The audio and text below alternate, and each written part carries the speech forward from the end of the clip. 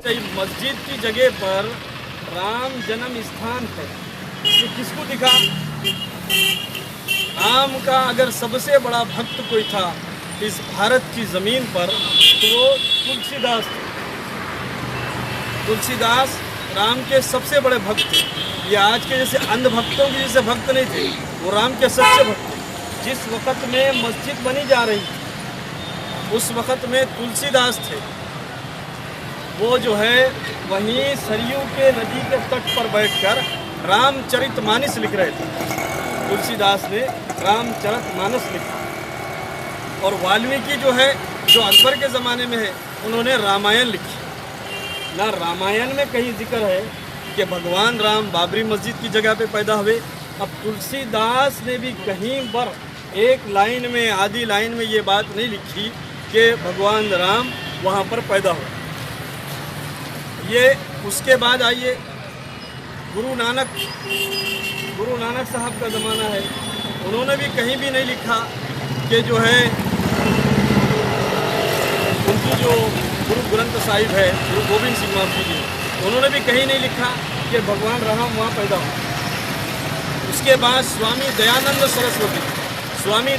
सरस्वती भी जो है एक बहुत बड़े स्कॉलर हैं, उन्होंने भी कहीं भी नहीं कहा कि बाबरी मस्जिद की जो जगह है वहाँ मंदिर था, मंदिर को तोड़ के मस्जिद बनाया, उन्होंने भी नहीं लिखा। यानी जितने लोग हैं किसी ने भी ये नहीं कहा कि मंदिर को तोड़ के मस्जिद बनाया गया।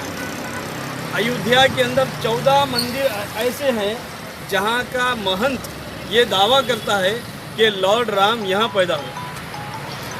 14 मस्जिद वाले दावा कर रहे हैं। और आरएसएस, बजरंग दल, बीजेपी वाले क्या कहते हैं कि भगवान राम मंदिर में पैदा नहीं हुए बल्कि मुसलमानों के मस्जिद में पैदा हुए।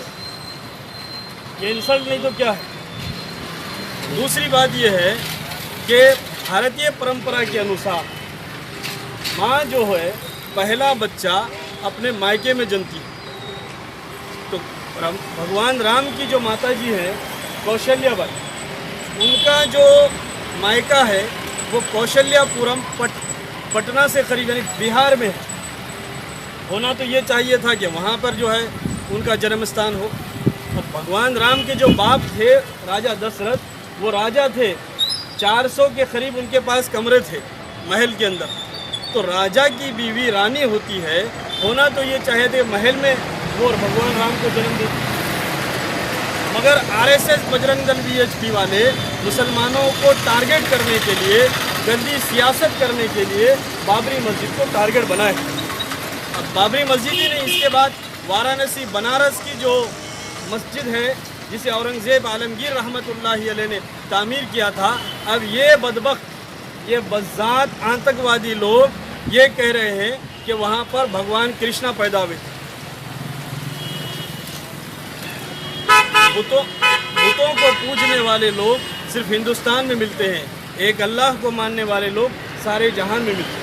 मगर चूँकि हम एक बहुत सेकुलर माइंड रखते हैं, 1992 को बाबरी मस्जिद ही शहीद नहीं की गई, बल्कि हिंदुस्तान का, भारत का जो संविधान है, भारत का जो सेकुलरिज्म जिसे हम कहते हैं, उसकी तक धज्जियाँ उड़ा दी। जो हमको जख्म लगा है, जो भारत के आज़ाद भारत में सबसे पहली जो आतंकवादी घटना हुई है और जो सेकुलरिज्म को ठेस पहुंची है, जो भारत के आइन और दस्तूर को ठेस पहुंचाया गया है, जितना जो है तो एक तरफा यहाँ पर काम हुआ है, तो इसलिए वो जो जख्म हमको लगा है वो जख्म हम कभी मरते दम तक नहीं भूलेंगे। और ये हम ही नहीं भूलेंगे बल्कि आने वाली हमारे नस्लों को भी हम याद दिला कर जाएंगे कि भारत के अंदर मुसलमानों तुम्हारे साथ नाइंसाफ़ी हुई है। हम हमारे नस्लों को बता के जाएंगे और हम इसी तरह से मरते दम तक एहतजाज करेंगे। इसीलिए आज हमारा ये मुतालबा, हम यहाँ पर 1 घंटे का धरना आंदोलन इसीलिए कर रहे हैं कि हम ये हुकूमत को बताना चाहते हैं कि आपके सर्वोच्च न्यायालय ने जब ये माना है कि सुप्रीम कोर्ट में जब ये माना है कि जो घटना हुई थी 1992 के अंदर के मस्जिद को ढाया गया था, तो जब ये इलीगल था, ये वायलेशन था, तो वो ढाने वाले भी मुजरिम हैं। इसलिए क्योंकि ये जुर्म हुआ है वो भी मुजरिम है, इसलिए उनको सज़ा दी जाए।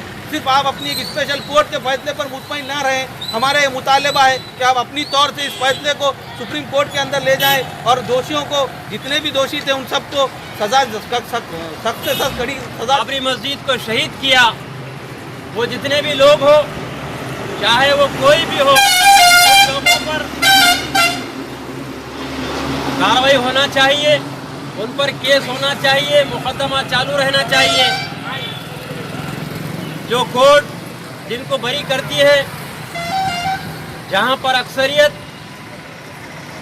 जिनकी सरकार है, उन्हीं के इशारों पर चलने वाले कुछ लोग बोलते हैं कि आप सुप्रीम कोर्ट के फैसले को मानते नहीं क्या?